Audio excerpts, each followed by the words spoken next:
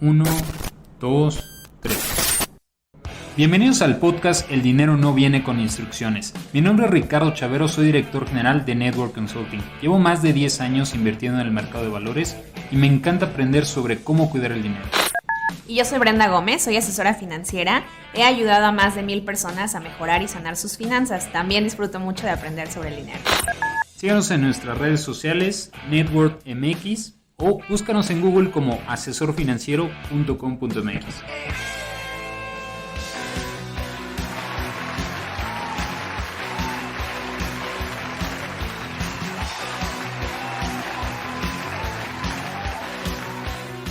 ¿Qué tal? Bienvenidos al podcast El dinero no viene con instrucciones. Mi nombre es Ricardo Chavero, director de Network. El día de hoy tenemos un invitado muy especial.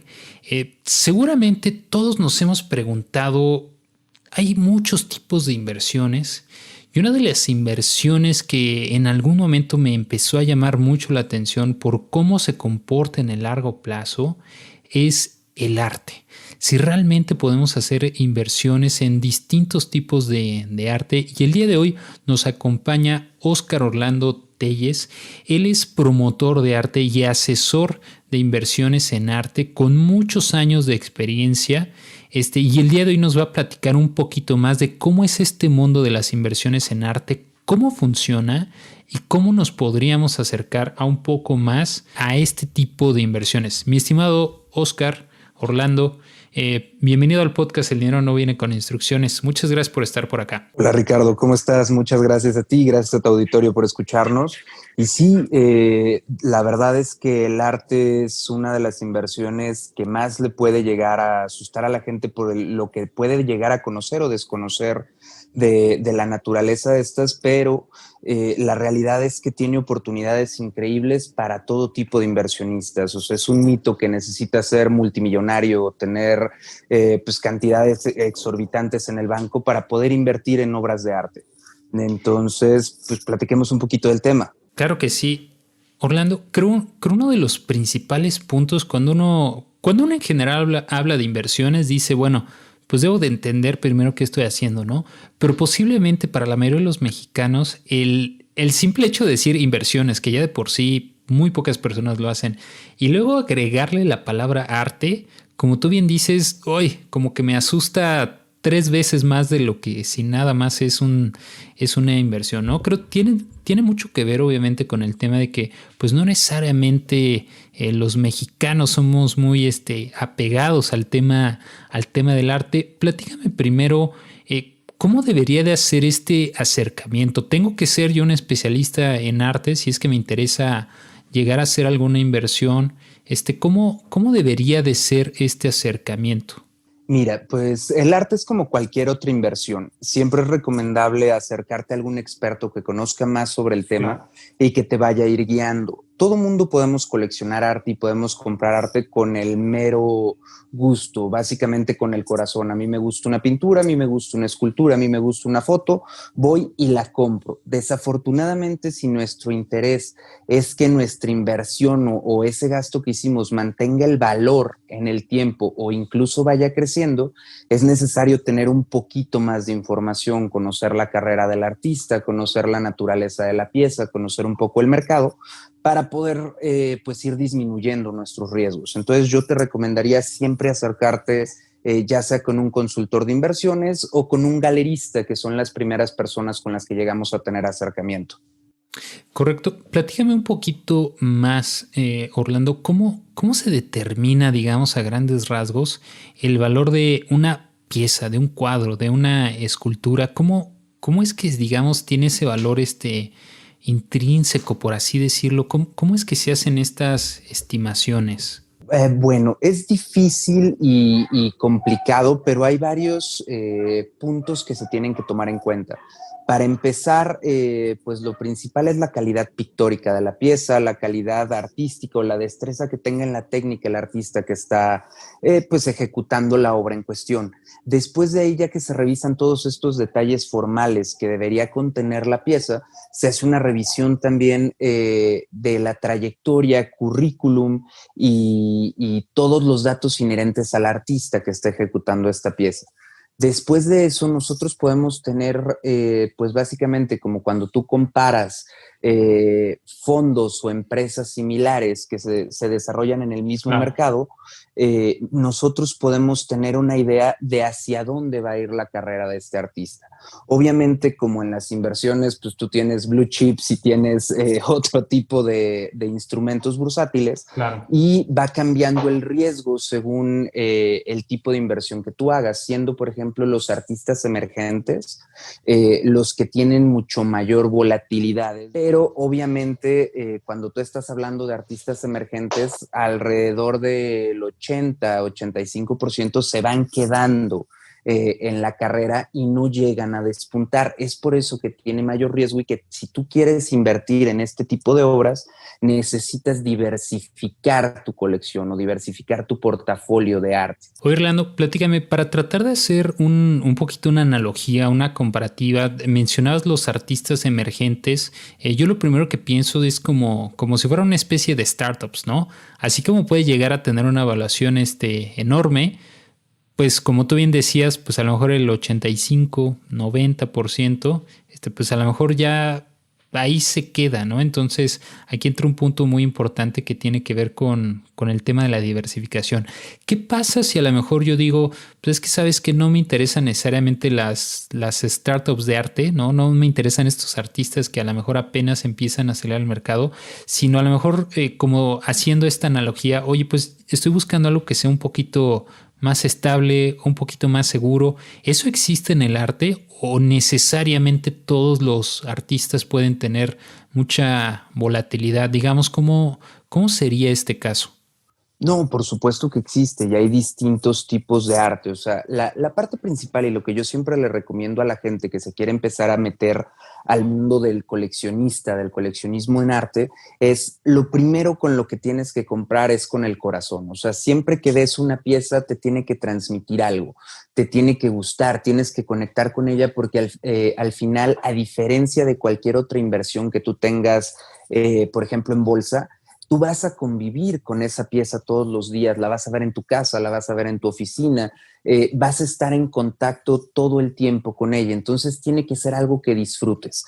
Ya después de eso tienes que analizar el horizonte de inversión, obviamente, en cuánto tiempo a ti Claro. te gustaría cambiar la pieza, te gustaría mantenerla o si la quieres vender incluso para comprar alguna otra pieza con un valor más elevado, porque muchas veces, pues como en cualquier inversión, ¿no? Queremos empezar invirtiendo un poco, conocer cómo se va comportando esta inversión en el tiempo y poco a poco ir aumentando la cantidad que nosotros estamos destinando a este tipo de instrumentos. Entonces, hay, por ejemplo, obra que es obra gráfica.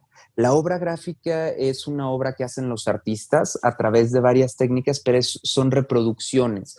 Por ejemplo, tienes litografía, tienes serigrafía, tienes grabados, y el artista, en vez de hacer una pieza única, por así decirlo, de una imagen, el artista hace series que pueden ir desde series chicas de 1 a 3 piezas por serie, o pueden irse a series mucho más grandes que ya te incluyen hasta 2,000, 3,000, 5,000 piezas.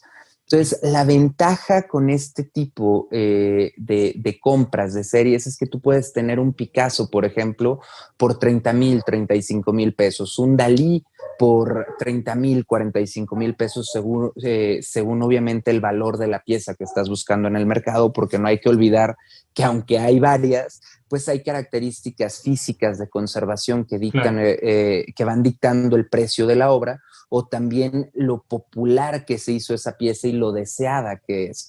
Entonces ahí van cambiando un poquito los rangos, pero mientras más carrera va teniendo el artista, regresando a tu pregunta, una trayectoria más sólida, es más fácil visualizar el nivel de riesgo que estás tomando y ya un artista de mediana carrera o un artista consolidado, pues el riesgo que llega a tener es muy bajo.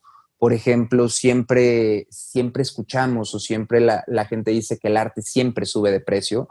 Eso es una realidad. El arte constantemente está aumentando su valor dependiendo el grupo de artistas, dependiendo la pieza y todo, pero siempre va creciendo más allá, por ejemplo, de la inflación. El detalle es que nosotros, aunque el arte vaya creciendo, siempre se trata de un mundo de oportunidades. O sea, no es como en una empresa que si tú vas y compras una acción, la acción 123 va a ser idéntica a la acción 3747, siempre y cuando sea de la misma serie. En el caso del arte no ocurre eso. Puede haber una pieza que fue icónica de ese artista, que la mostraron en varios museos, que hay pues muchos estudios que están impresos en libros, revistas de investigación. Entonces eso va dotando de valor a la obra. Entonces, al momento en el cual tú sacas al mercado esa pieza, tú te puedes llevar pues muchísimas sorpresas, ¿no? Porque puede estar que tú tenías una idea de que, no sé, un cuadro de Diego Rivera, yo tengo un dibujo. Entonces ese dibujo yo lo compré, por ponerle un número, en 50,000 pesos. Salgo al mercado y yo pienso que mi dibujo me van a pagar 50, me van a pagar 70, y resulta que mi dibujo lo meto en una subasta, en un mercado secundario, y a la gente le gusta mucho, la gente empieza a pujar y el número sube de 50 a 120,000 pesos. Entonces, como es una pieza única y no hay otro igual, depende mucho de la emoción que genera en el mercado esa pieza. Puede pasar también lo contrario. Tú puedes tener una pieza, por ejemplo, hablando otra vez de un dibujo, que a ti te haya costado 20,000 pesos hace 10 años, la quieres vender ahorita, vas a evaluarla y te dicen, no, su pieza, este artista ha subido muchísimo. Ahorita los dibujos de este artista en ese formato, de ese periodo, más o menos se están cotizando en 120,000 pesos. Tú dices, wow, no, pues ya la hice. Entonces tú sales al mercado esperando recibir esos 120,000 pesos, pero tal vez las ofertas que tú recibas sean por debajo del precio. La gente también, como en todo el negocio de intercambio, de colección, pues busca oportunidades. Entonces te van a decir, ok, sí, me encanta el dibujo, pero yo te ofrezco 100 por él. O sea, al final sí estás teniendo pues una utilidad del 500%, pero estás vendiéndola por debajo del precio de mercado. Entonces es por eso que siempre se recomienda que te acerques con un experto, para que siempre puedas obtener pues el mayor beneficio a la hora que tú quieres hacer cualquier transacción en arte, ya sea una venta, una compra, una evaluación. Siempre es recomendable que te acerques con un experto. Tengo una duda, Orlando. ¿Desde cuánto es que una persona podría esperar hacer una inversión en arte, a lo mejor sin que tenga demasiado riesgo, ¿no? Porque me imagino que a lo mejor un artista que apenas va empezando, pues pudieran ser a lo mejor piezas más accesibles. Pero si yo digo, oye, es que yo no soy tan agresivo y quiero algo más moderado, ¿desde cuánto podrían esperar hacer una inversión, digamos, medianamente segura en el mercado de arte? ¿Desde cuánto podrían esperar nuestros escuchas?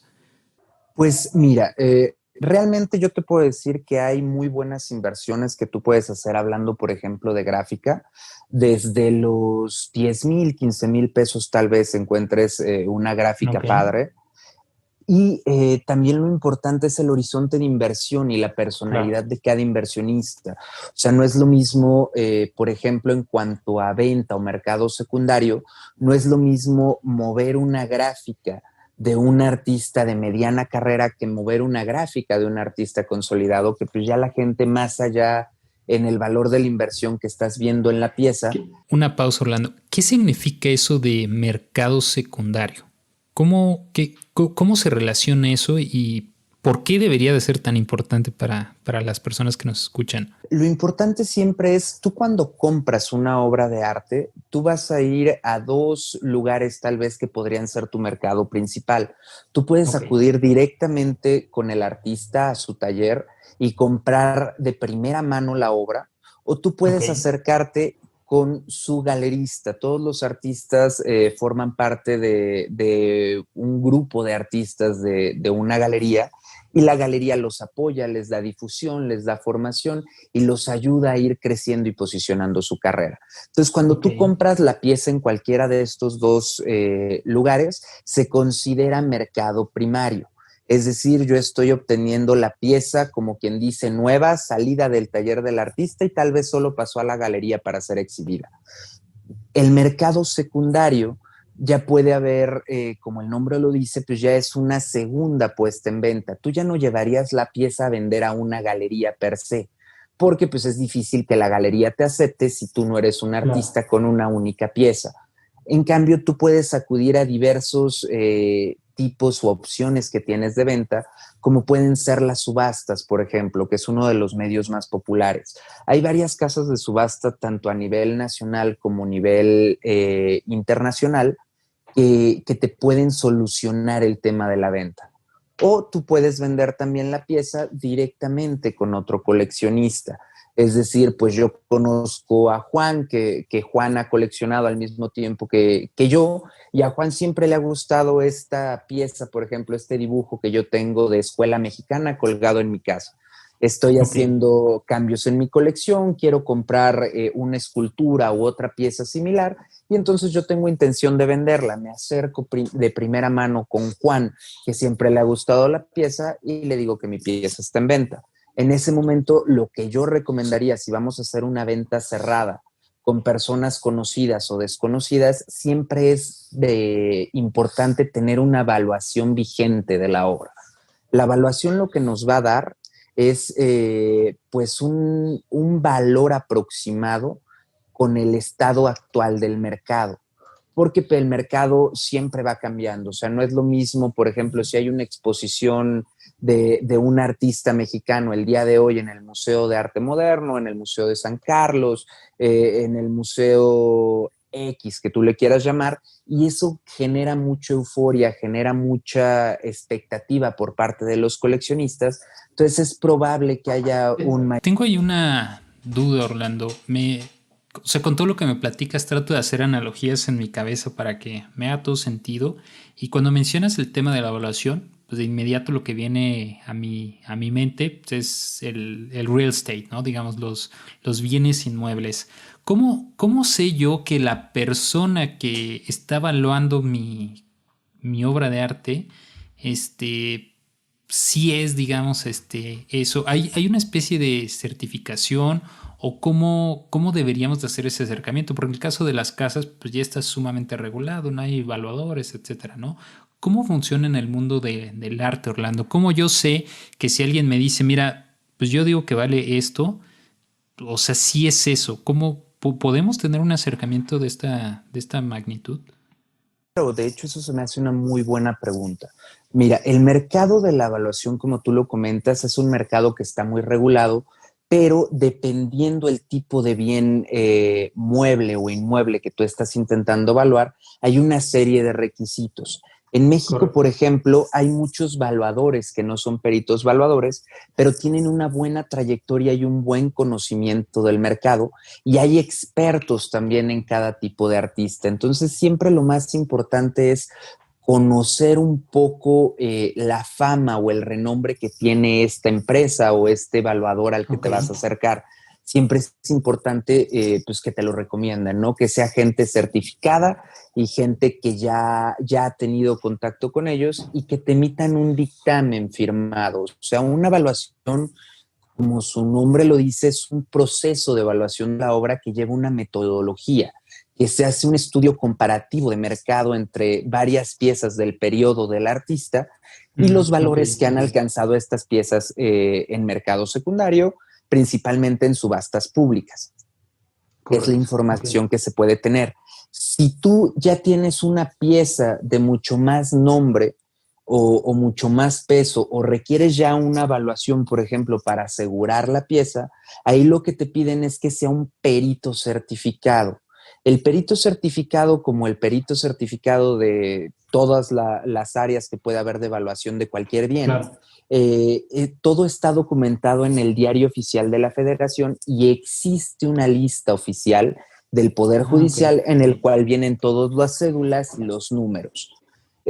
Desafortunadamente, cuando tú te acercas a estos peritos, son muy pocos. Llega a haber ahorita hay alrededor de 5 para todo México, especializados en arte. Hay otros que están especializados en arte y en historia, pero siempre obviamente por tener ese número te va a salir un poquito más caro. Y muchas veces no es necesario.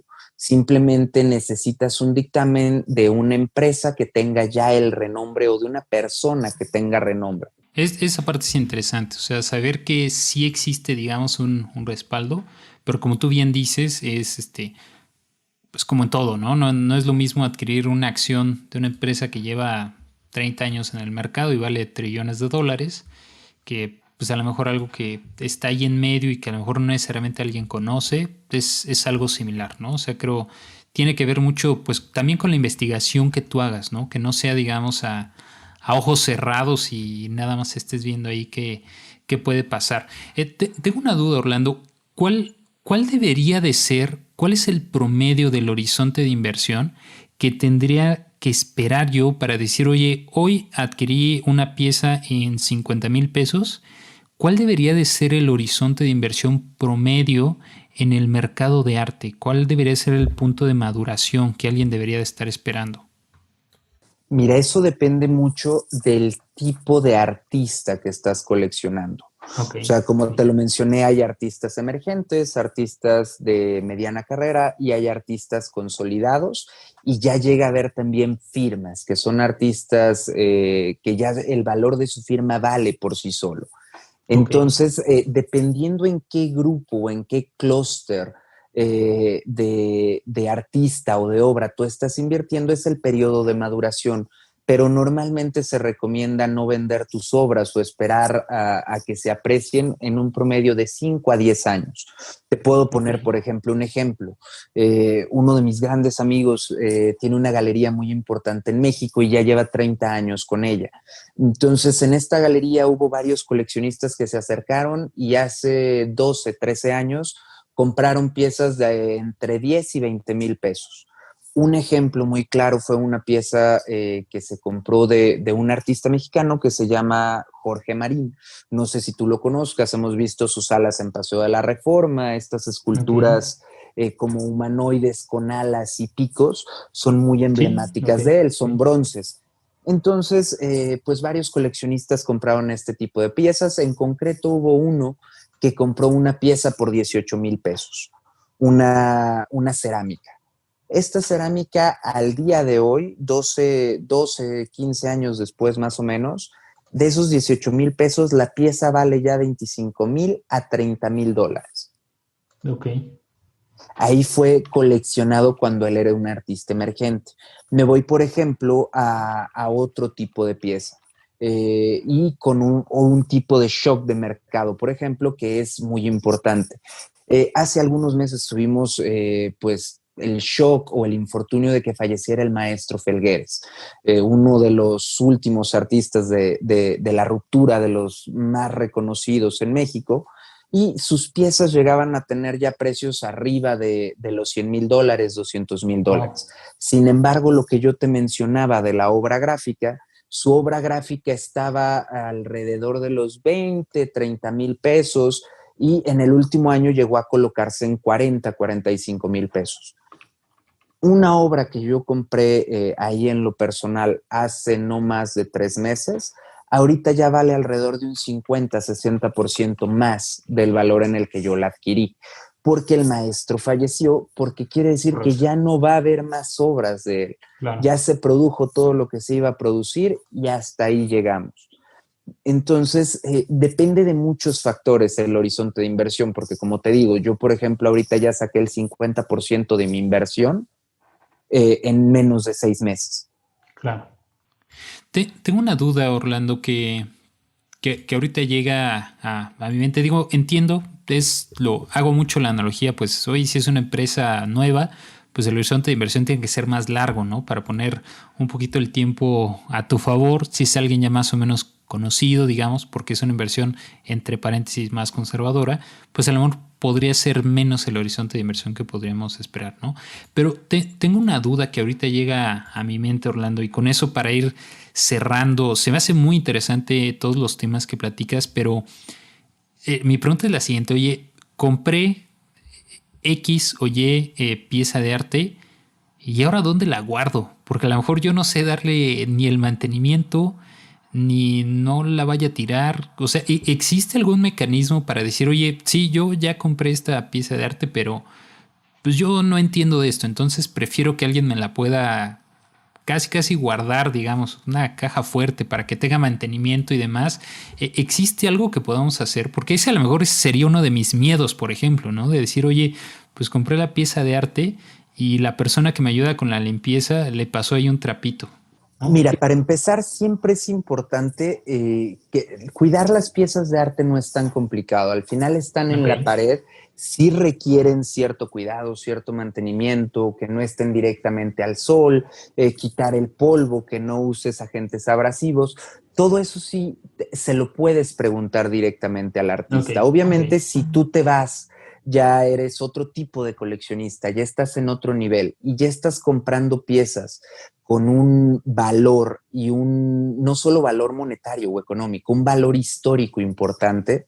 Claro. Muchos de lo que hacen los coleccionistas, para no tener que estar pagando ellos mismos los seguros, ellos prestan las piezas a museos, prestan las piezas a exposiciones. Entonces el museo lo que hace es recibir tu pieza, ellos la toman en custodia, la aseguran y ellos se encargan de estarle dando este mantenimiento y cuidado en el periodo de tiempo en el que tú se las concesiones. Entonces, esa también es una muy buena oportunidad y por lo que también se va haciendo mucho más pues ventajoso coleccionar arte comparado con otro tipo de bienes o activos. Una duda, Orlando, porque esto que comentas se me hace súper interesante y pues ya sabes que aquí somos todo dinero. Oye, y si se la prestas al museo, ¿hay posibilidad de que como si fuera un bien raíz tengas una pequeña renta mientras va creciendo, digamos, el valor del activo? ¿O no necesariamente funciona así? Mira, ahí depende mucho, por ejemplo, del trato y de lo importante que sea la obra que tú vas a prestar. O sea, al final, si hay una exposición y esta es tú tienes una de las piezas centrales que se necesitan para hacer la curaduría de esta exposición y de esta muestra, pues probablemente el museo, probablemente los patrocinadores estén dispuestos a pagar una renta por la obra. Pero no necesariamente es lo que sucede, no es como un bono con cupones, por así decirlo. Es más como como un bono que no te paga como cupones, pero tú vas a recibir el 100% de tu dinero cuando vendes la obra. Sí, pero como tú decías, mientras está asegurado, mientras le están cuidando, le están dando el tratamiento que debería de tener, ¿no? Es correcto. Y te digo, o sea, mientras más nos entramos al mundo de este tipo de inversiones, pues por ejemplo, hay puertos donde no hay impuestos y tú puedes tener un warehouse ahí. Hay bodegas dentro de estos puertos y tú puedes tener la pieza ahí sin que te cueste absolutamente nada más que obviamente el almacenaje de esta. Hay también opciones de guardarlas en bóvedas de banco, hay opciones de prestarla, por ejemplo, a fundaciones. O sea, hay un abanico de oportunidades infinito, porque lo que se busca también con el arte no es solo que la inversión crezca en precio, sino que más gente pueda disfrutar de esa pieza. Y no es algo desinteresado, porque también tú dirías, bueno, pues a mí me costó, ¿no? ¿Por qué voy a dejar que los demás lo disfruten? Aquí la ventaja es que mientras más gente la conozca, más visible va a ser para el mercado. Sumamente interesante. La verdad es que me quedo con muchas analogías del mercado del arte. Ya hace mucho y honestamente no podría decirte a la fecha de hoy, pero me parece que en el 2019 leí un artículo que desde el 2000 a la fecha hay una especie de índice que se llama ARPRICE 100, iba ganándole al mercado de valores, ¿no? Desde el 2000 a la fecha, por considerablemente un porcentaje, me parece casi un 46, 48%, no tengo el número a la fecha, pero desde ahí me empezó a llamar mucho la atención.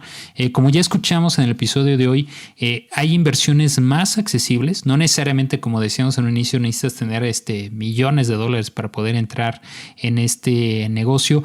Orlando, si alguien estuviera interesado, ¿cómo se pueden acercar a ti? ¿Cómo se pueden acercar a un asesor de inversiones de arte? Pues, por ejemplo, en mi caso pueden buscarme, por ejemplo, en las redes sociales, ya sea a través de LinkedIn con mi nombre, Oscar Orlando Telles Merlos. Pueden buscarme también en Instagram como Orlando TM. O Ok, pueden incluso acercarse a alguna galería que tengan cerca, pueden acercarse también a ti directamente, sabes que trabajamos juntos. correcto. Entonces, pues siempre un asesor de inversiones les puede dar pues el mejor consejo, la mejor forma de meterse en un mercado desconocido.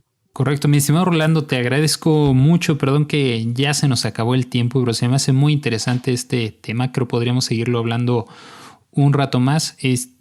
Como ya platicamos, este tipo de inversiones alternas son muy interesantes y por supuesto que nos pueden ayudar a complementar muchísimo nuestro portafolio, tenerlo de una forma distinta, digamos, ver el arte. Como bien decíamos, por supuesto, también es una parte de que conozcan y demás y podamos apreciar, digamos, como tal el arte, pero vemos que también podemos tener ese beneficio, ese incentivo para que crezca nuestro patrimonio a través de este tipo de inversiones distintas. Como ya lo dijo muy bien Oscar, creo que en este punto más que nunca hace mucho sentido que se acerquen a un especialista, porque no nada más es una inversión, sino es una inversión en arte, ¿no? Entonces creo que ahí requiere cierto grado de especialización, alguien que nos pueda guiar a cómo podemos acercarnos a este mundo. Mi estimado Orlando, te agradezco mucho por tu tiempo el día de hoy. No sé si tengas algo más que quieras agregar.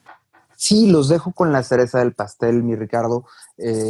Muchas gracias antes que nada por haberme brindado este espacio, gracias a tu auditorio. Y una de las cualidades más importantes del arte, y cuando tú vas con un experto, es que el arte tiene una correlación negativa con el mercado bursátil. Es decir, cuando el mercado bursátil entra en crisis, el arte sube de precio. Entonces ahí puedes diversificar tu portafolio de inversiones con arte y es una súper opción. Sí, totalmente, totalmente. Se me olvidó mencionarlo, pero ya también tenía muy presente ese dato. Pues listo, les agradezco mucho. Recuerden que nos pueden encontrar en nuestras redes sociales como Network MX o como Network MX también en Facebook o asesorfinanciero.com.mx o nuestra página web network.mx. Muchas gracias y hasta la próxima.